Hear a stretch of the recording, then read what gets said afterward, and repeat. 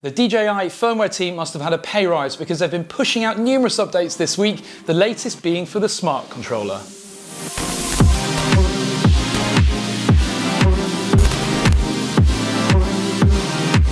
Hi, I'm Ash from DroningON, and the smart controller really has changed my love of drones because it just means I can get up and flying very quickly without faffing around with my mobile phone. Just this morning, version v01.00.0700 was released as a firmware update for the smart controller, and it brings a load of new and exciting updates. Let's have a look. So first of all, they've added support for the Phantom 4 Pro V2. That's been much wanted for a long time. I know that it was available under beta, I believe, for a while, but now it's in the general release firmware. Under aircraft management, the Phantom can now be added and managed. That's great news for any Phantom 4 V2 owners out there.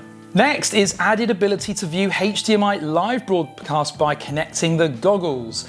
That means if you've got the DJI goggles, you can now connect them directly to the smart controller and use your goggles to view your drone whilst it's flying and whilst you're using your smart controller. So you connect the goggles to the smart controller using USB-C so that the users of the goggles can see the screen, and then of course that frees up the HDMI port on the back of the smart controller so that you can plug that into a TV. It means essentially you've got three ways of viewing in parallel your drone whilst it's up there, via the goggles, via the onboard screen, and via a TV connected, for example.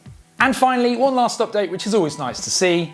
They've optimized the overall user experience of the smart controller. That's just continual evolution of the device and firmware updates. Plus, I would imagine there are also a few Android updates bundled in there to update the general OS on this device. So that's a roundup of the latest firmware for the smart controller. Really good to see that this product has not been forgotten about, as some might have suggested, and it continues to evolve and improve.